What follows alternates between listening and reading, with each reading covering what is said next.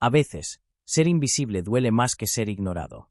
No por ego, no por necesidad de aplausos, sino porque el alma también se cansa de darlo todo y recibir silencio.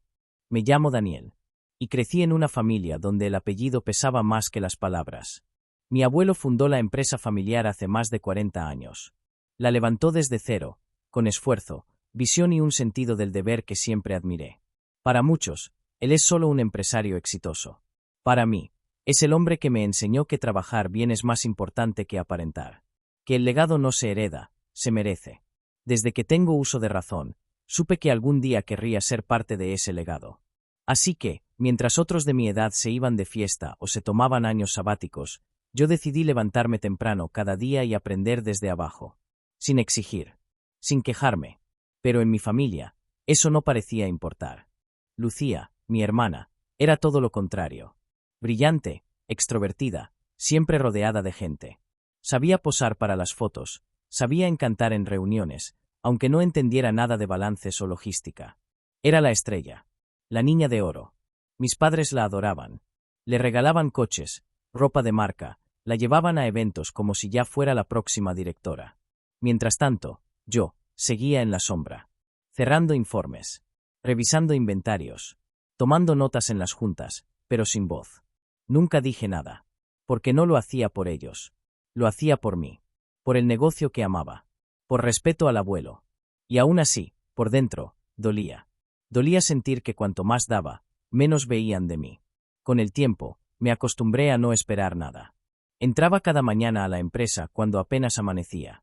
Saludaba al personal de limpieza, a los chicos del almacén, a todos los que, como yo, sostenían la estructura desde abajo. Sabían quién era, pero no me trataban como el nieto del dueño. Me trataban como uno más. Y eso, en el fondo, me hacía sentir bien.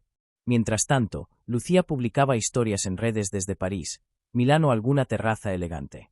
Decía que representaba la imagen moderna de la empresa, pero nunca la vi atender una llamada ni responder un solo correo. Lo suyo era posar. Sonreír. Presumir.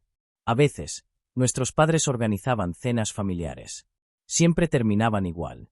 Lucía contando anécdotas de su último viaje, ellos riendo fascinados, y yo en silencio, con los dedos manchados de tinta por imprimir los informes del día. Tu hermana tiene mucho carisma, ¿verdad? Me decían. Y yo sonreía. ¿Por qué qué otra cosa iba a hacer? Pero no era solo en casa. En la empresa también se notaba. Los empleados sabían que yo trabajaba más horas, que resolvía problemas, que cubría turnos. Pero cada vez que había una inauguración o una rueda de prensa, era Lucía quien salía en la foto. Lucía quien cortaba la cinta. Lucía quien recibía los aplausos. A veces me preguntaba si el abuelo veía todo eso. Él no decía mucho. Observaba desde su rincón con su taza de café, sin intervenir. Pero sus ojos parecían mirar más profundo de lo que mostraba su silencio. Y aún así, seguí. Porque cuando uno ama algo de verdad, no necesita testigos. Solo necesita propósito. Recuerdo un día en particular. Había habido un problema serio con uno de nuestros proveedores. Faltaban piezas clave para una entrega importante y si no lo solucionábamos, perderíamos un contrato millonario. Me ofrecí para ir personalmente al almacén central, revisar los pedidos, hablar con los encargados y resolverlo. Me pasé más de 12 horas fuera de la oficina. Volví sudado, cansado, pero con el problema solucionado. Esa noche, al llegar a casa, escuché a mis padres hablar emocionados. Pensé, ingenuamente, que se habían enterado, que por fin algo de lo que hacía había llegado a sus oídos. Pero no. Estaban felices porque Lucía había cerrado un trato increíble, una colaboración con una influencer de moda para promocionar la marca en redes. Esta chica sí que entiende el mundo moderno, decía mi madre entre risas. Tiene visión, tiene futuro, añadía mi padre. Y yo, solo asentí, como siempre. Lo peor no era que ignoraran mi trabajo. Lo peor era sentir que el apellido les bastaba a todos, menos a mí. Que mientras ellos se ponían medallas imaginarias, yo me rompía el lomo para sostener algo que ni siquiera sabían valorar. A veces pensaba en rendirme. ¿Para qué seguir? ¿Qué sentido tenía poner tanto corazón en algo que ni siquiera sabían qué hacía? Pero entonces recordaba a mi abuelo. Su mirada. Su forma tranquila de caminar por los pasillos. Él no decía nada, pero siempre estaba ahí. Y algo dentro de mí me decía que no debía detenerme todavía. Tal vez, Solo tal vez, él sí veía. La reunión anual llegó como cada diciembre. Era un evento formal, con todos los socios, empleados de confianza y familiares reunidos en el gran salón de la empresa. Todos sabían que algo importante se anunciaría esa tarde. Había rumores, expectativas, y una tensión sutil que se podía cortar con el aire. Lucía llegó como una estrella. Vestida de gala, maquillada, con una sonrisa brillante y un vestido que seguramente costaba más que el salario mensual de varios empleados. Caminaba como si el mundo ya fuera suyo. Como si el momento que siempre creyó merecer estuviera a punto de llegar. Yo, en cambio, fui con lo de siempre. Camisa simple, pelo peinado a medias, ojeras de semanas de trabajo acumulado. Me senté al fondo, sin llamar la atención. Como de costumbre. Entonces, mi abuelo tomó el micrófono.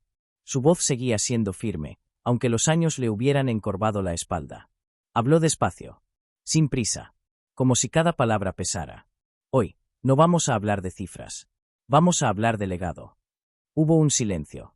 Todos esperaban un discurso motivador, algo protocolario. Pero lo que dijo después nos dejó helados.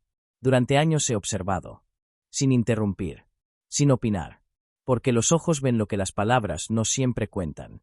Y he visto dos caminos, uno de apariencias, y otro de trabajo silencioso. Uno de brillo fugaz, y otro de compromiso real. Hizo una pausa larga. Miró a Lucía. Luego a mí. Y entonces lo dijo. El verdadero heredero de esta empresa es Daniel. Sentí que el mundo se detenía. Lucía se quedó paralizada. Mis padres no sabían qué decir. Y yo no podía ni moverme. El abuelo me había visto. No recuerdo haber sentido algo así nunca antes. No fue alegría desbordante, ni orgullo ciego. Fue algo más profundo. Como si, por fin, alguien hubiera entendido todo lo que no supe, o no quise, decir. Mi abuelo siguió hablando, pero yo apenas escuchaba. Me temblaban las manos. No porque quisiera la empresa, sino porque durante años pensé que nadie veía, y él sí lo había hecho. En silencio. Como yo. Lucía intentó protestar.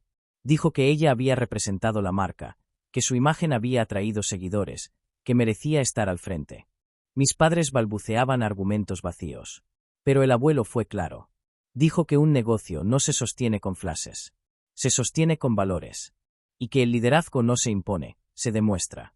Después de la reunión, mucha gente se acercó a felicitarme. Algunos empleados me abrazaron con sinceridad. Otros, con vergüenza por no haberme reconocido antes. No importaba. Yo no buscaba reconocimiento. Solo quería saber que todo lo que había hecho no había sido en vano.